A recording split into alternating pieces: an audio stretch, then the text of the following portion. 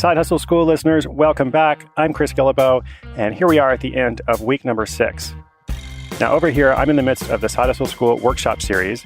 Just finished up the first round, as a matter of fact. I'll have more of a report on that for you soon.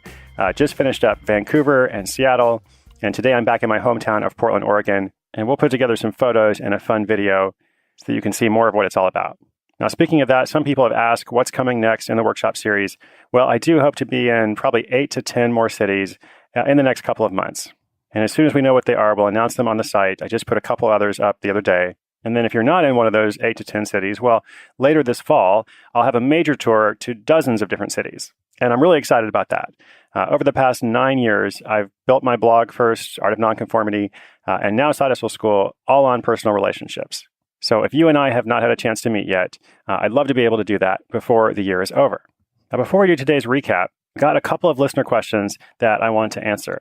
Now, as a reminder, if you have a question for the show, you just go to sidehustleschool.com, and there's a link that says, conveniently, something like, have a question for the show. And when you click that link, you can record your question using your computer's microphone, and we may feature it here to help other listeners as well. And today, our first question comes from Jen.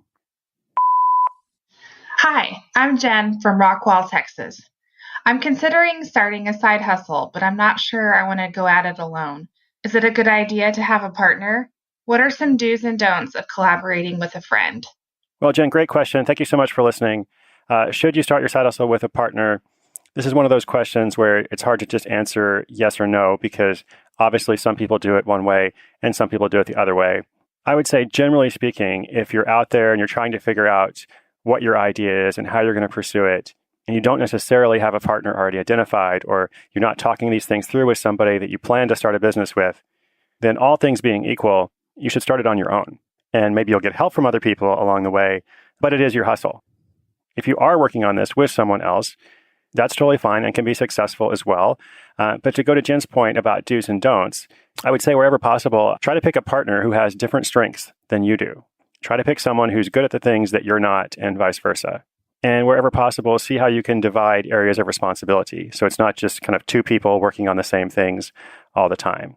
And then last but not least, even though presumably this is a friend you're going to do it with, it is very helpful to have a very simple, basic contractual agreement between you. Just kind of identifying who owns the hustle. Is it 50-50? How will you resolve a conflict should it come up? What are the general areas of responsibility that each of you will work on? And of course, depending on what it is, you may need to get more specific and detailed and formal than that. But that's the quick answer. If you can do it on your own, I think that's great. If you're already working towards something with someone else, that's fine too, but you want to be intentional about it. And our second question today is from Ben. This is a question about fishtankbank.com. I was wondering, why would someone go on that website? It's not even like one of the top ones on Google, rather than just go on eBay or Amazon or something and find fish tanks there and look at the reviews for those ones. Ben, awesome question. Totally makes sense why you would wonder that. And if you're new to the show, Ben is referring to episode 2, all the way back when we started, when we looked at this website called fishtankbank.com. And this guy in England who makes something like, I might get this wrong, but something like $600 a month, $700 a month from this blog he has that contains reviews of fish tanks.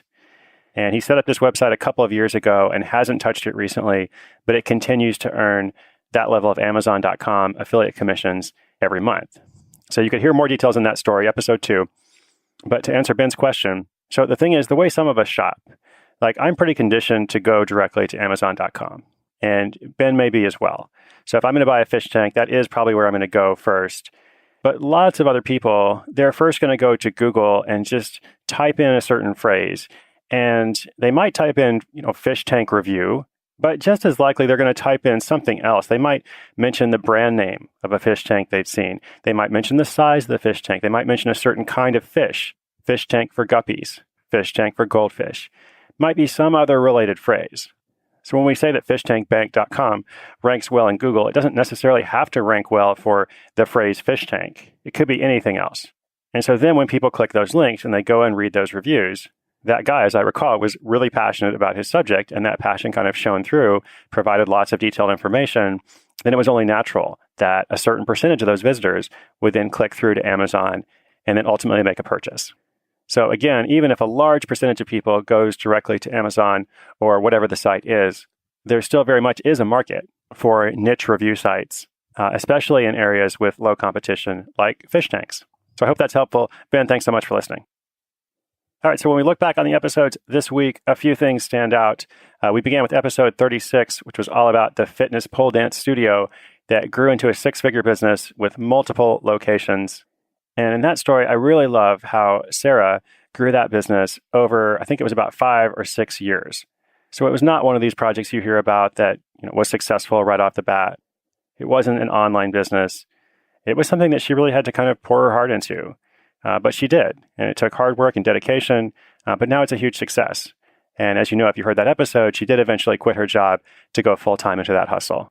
But for quite a while, she continued to work her career as a senior designer and creative director. Episode 37 was about the American expat who coaches families who move overseas or who want to move overseas. Now here, Jeff is providing a specific kind of coaching, and that's really key because that specific kind of coaching is almost always better than being a generalist coach. If you're listening to this and you're interested in coaching, be aware a lot of life coaches, marketing coaches, fitness coaches, dating coaches, etc., a lot of those people tend to struggle because it's not really clear what they do. It's not obvious what the benefit is, why someone should hire them, what results they're going to get, all that kind of stuff. Whereas something like what Jeff is doing is very clear. Now, I also like how he's thinking ahead because he realizes he's reached the natural price cap for his phone consultation services, and he can only do a certain number of those each week. He has a day job. He does other stuff. He has a family. So he's changing that up, and he's developing a new model, not to replace that service, but to complement it. And as we go on and we look at more successful hustles, it's often very possible to do what Jeff is doing, whereas you take an existing service and then create a productized version of it, or vice versa. You take a product and you create a service. And in episode 38, the very next episode, kind of began to preview that idea. Because that was about a tour guide in the Canary Islands who prints and sells astronomy books to tourists.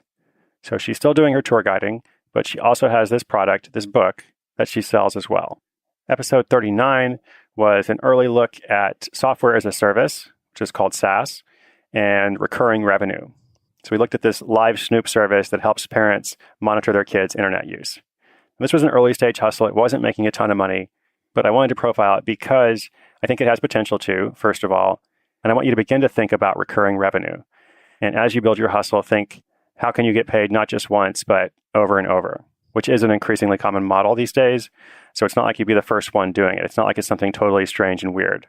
Episode 40 was about a Chicago psychotherapist who becomes a ceremonial wedding officiant. Jeffrey is a marriage counselor, a trained psychotherapist who tends to work with couples experiencing difficulty by nature. That's what a marriage counselor does. But a wedding officiant tends to work with couples who are very excited about beginning a new life together. So Jeffrey was also excited that he had found a way to experience both roles once he started his officiant hustle. He wasn't always working with people in difficulty and trauma. He was also working with people in harmony, beginning something new together. And lastly, episode 41, the U.S. Postal Service mail carrier who makes clay imprints of children. I just kind of like this fun story. It's a physical product. It's a work of art that's marketed to new parents and expectant parents. It's not really recurring income in the same way that a service is that you pay for each month, but it's recurring for Alexandrina, the person featured in that story, because as she learned, once you buy that clay imprint for your first child, well, if you're going to have more children, you're very naturally going to buy that as well. And you're also going to refer that to other people you know who are having kids. So as you can see, as we continue through the first quarter of the year, some different approaches and definitely some very different stories, but several themes that continue to guide our journey. Now, coming up next week, I've got some really good ones for you.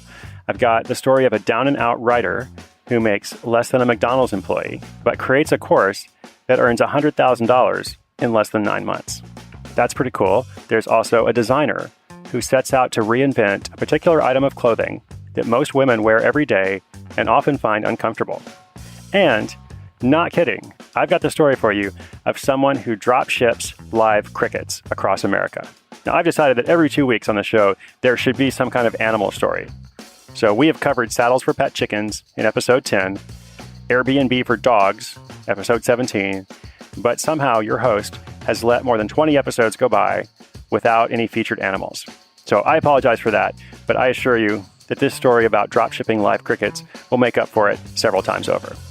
If you are actively listening to this show, I want you to know you're the reason I do this. I said when we started in the very first episode that if you make the commitment to make this part of your routine, I too commit to supporting you fully in your quest to create an all-new source of income. That side hustle that you've been thinking about, maybe even working towards, but haven't yet turned into reality. Or that hustle that you've already built and you want to kind of take to the next level. So if you're subscribed, the episodes will come straight to your phone, tablet, or computer.